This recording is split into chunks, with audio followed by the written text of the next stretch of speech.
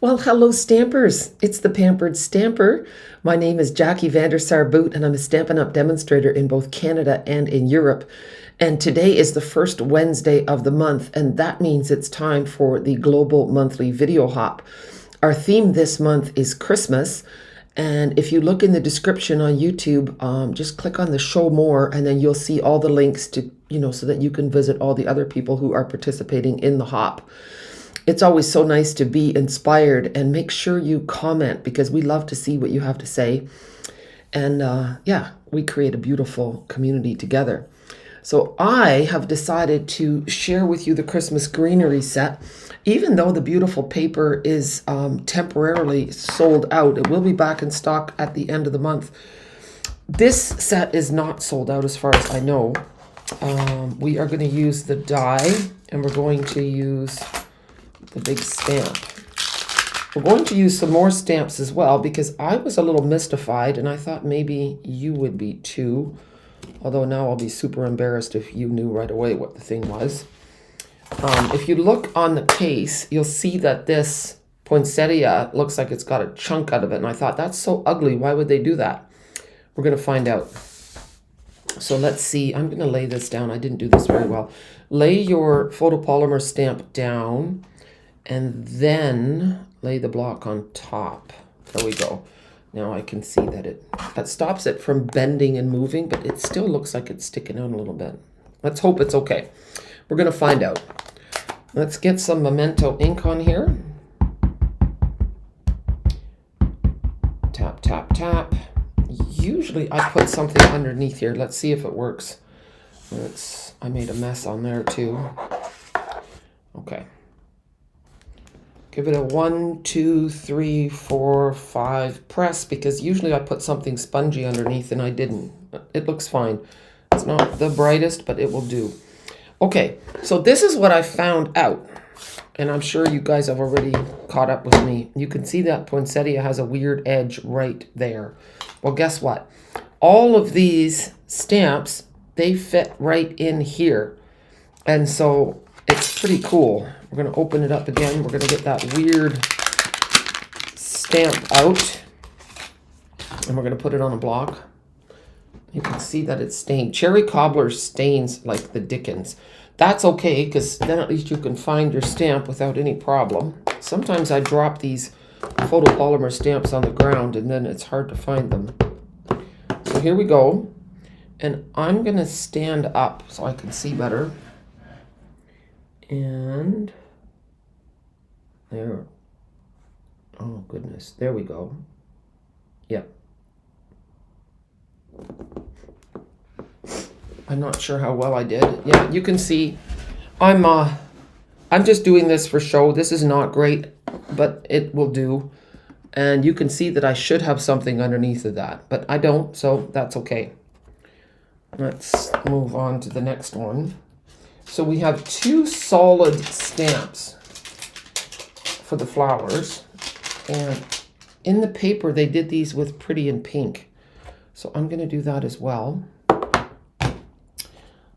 And I want to stamp off a little bit. I don't want it too dark. There we go. Well, maybe for the purpose of showing you, you just have to turn it till you get to the right. That one looks a little pointy. There we go. Down we go. There. And now if I do it here, I think it's going to be too light, but we'll see. It's really light. Okay. So what I like to do is just stamp off lightly. And you can also color these with blends. There you go. And now we've got 3 of these. And I'm just for the sake of, you know what? I'm going to do it in red. And that's, well, no, you know what? I'm not going to abandon ship here. I was going to put something underneath. Well, that's not good at all. Well, that looks kind of cool. So with photopolymer, the nice thing is that you can stamp a few times. It's kind of nice that I've got this ombre look going on. My ink pad probably needs some re-inking. So that looks good. I would change up the colors. I'm just showing you here that these stamps are like a two-step stamp. So you've got an outline stamp and you've got filler stamps. And it's kind of cool. But the fun part of the card is still coming. So don't give up on me yet. Let's do Old Olive. There we go. Right, tap, tap. And there. And then I'm going to go again and see how light that is. That looks really good. There. Oops. See, and it's actually kind of cool when you do it twice, you get a bit of a two-tone look. So sometimes mistakes are good. They can be creative opportunities. So, you know, cut yourself some slack. Don't worry if it's not perfect the first time. See, that one's totally off, but look, I'm going to do it again. And now it doesn't look so bad. And now even this little guy, you can go over top of that one too, even though you wouldn't think to do it. I'm going to go with Mossy Meadow, and I'm going to stamp off because Mossy Meadow is pretty dark here. Look, and that looks really nice. I wouldn't have thought to do that, but it's really cool. You could also go with Granny Apple Green for a completely different look here to freshen it up. My colors don't look nice at all together, but I'm just doing this as just a, see there, now you can see how dark it is. That's too dark. But you can see that you can color this all in the way you want. So I've already done another one. And then you can also, there's little tiny, here, I'm gonna show you, these little guys. You can use that to emboss gold in the center and then to add little berries into the middle of your poinsettia. So there's all kinds of things you can do. So here I have shown you, let me just have a look. Okay, let me zoom in a little bit so you can see better. Zoom, there. See, so you can, the details in here are really cool. So let's take this focal point and do something fun with it. Now we're gonna make our card. And I'm gonna zoom out again. The base of my card, I'm just going to close up my ink pads, is a large white Memories and More card. I love having those on hand. They come in a pack of 20, 10 big ones, 10 small ones. So here's my big, large Memories and More card. Then we have this snowy paper. This is a specialty paper. Oh, it's not Snowy Delights. Silent Snowfall, I think. And it's really cool. You can brush ink over top of it to create an effect. I don't want to get green ink on there. And then I've also used this saying from Ornamental Christmas, wishing you peace and joy, and the traditional labels, not the stamp set. And it comes in all the languages, Dutch as well, Dutch, English, French, and German. I used all of these. So not all of them, but this one and this one. And I thought I had another one, but that's okay. Now I'm going to include a link that shows you how I made this. I made this oval using the arched dies, the Everyday Arches dies. So that's pretty cool. And I took this guy and I cut it in half. Okay, so that's this one. I thought that would be fun. You're going to see what I do with that. So I took a piece of gold and I used the textured notes dies to cut that out. This is going to cover that like so. So I thought, you know what? I'm going to cut this out so I can use that on another card. So let's put our card together so far. Here. And at the end, I'll show you another card that I made where I've braided cloud cover on this piece for a different look. And I'll show you another card where I layered lots of gold dies together. It's a really cool look. I think that our gold foil paper looks really nice when it's embossed. You could pop this up. I'm debating whether or not I want to do that. I think I will. I'm going to pop this up. I changed my mind. The oval part is going to get popped up and I'm leaving this flat. Okay. You could do too much popping, especially if it's going in the mail, because if it gets too thick, then you have to add more postage, and that's always not something that we want. Oh, did it move? Did the whole thing move? The whole thing moved. It's okay. That's why I like using liquid adhesive. Okay. So now we're going to pop up this oval. And I scribble on my dimensionals so that I can see that the backings are still on. Because you could waste a lot of time checking to see if you removed your backings. Or if you forget. It doesn't take long to scribble on the back of your dimensionals. There. How many of those do we vacuum up in a week? Okay, so I'm popping that up. And then this is going to go kind of like so. And I was going to do this like so. So what I'm going to do,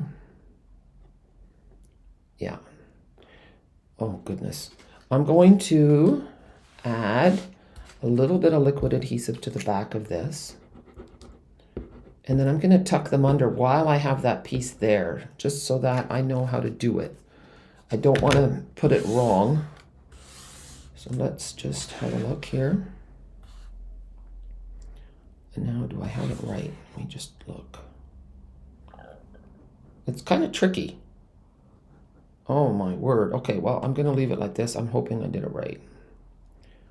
So, I want that like so. And then this,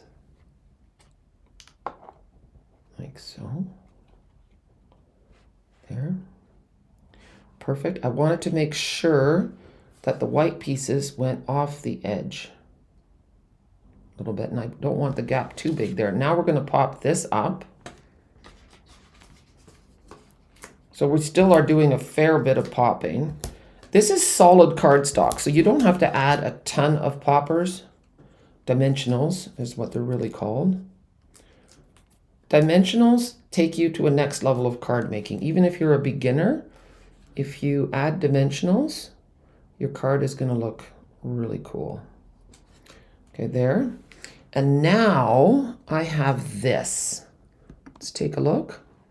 This is also cut using the Textured Notes dies, and I should have, I want to go underneath. Don't want to cover up those gold berries. And we could pop again. Here, I'm making a liar out of myself. No, we're not going to pop. You decide, okay, how much popping you want to do. I'm just adding some adhesive in the middle here. And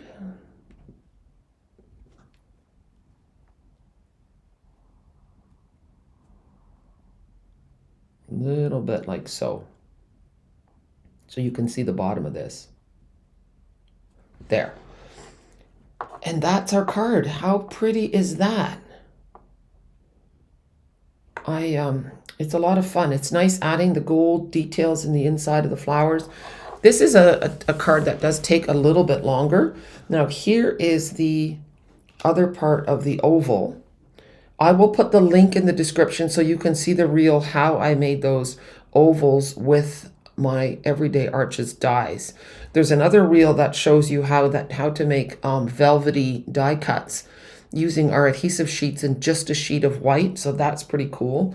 Here is the card that shows you how to layer all the pieces to make, yeah, it looks really nice to do that. So you can cut, it's called, when in scrapbooking, you call it gutting your cardstock or your paper. So it just means that you're cutting out the stuff that you don't see. So you're getting the maximum use out of your gold foil paper. And then here is that same snowflake paper that's been brayered with cloud cover. So you can see the two beside each other here. Same paper, but brayered. Okay, I hope that you enjoyed this video.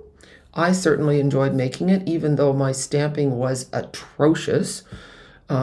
It's important to play. The first time you play with something, it's okay. You're playing, you're just kind of seeing how the stamp set works together and what colors look nice together. I always advise you to stamp through your stash. When you order your things, try it out right away so that you see how the stamps work together. You might fall in love with your stamp set even more than what you were when you ordered it, and you'll be far more likely to use it if you ink it up right away and try out all the dies. Okay, the other reason is that if there's something wrong with anything, you have 3 months to get it replaced without any hassle whatsoever. Okay, have a super day, and don't forget to click on the links and hop along to everyone else who's participating. Have a super day. Bye.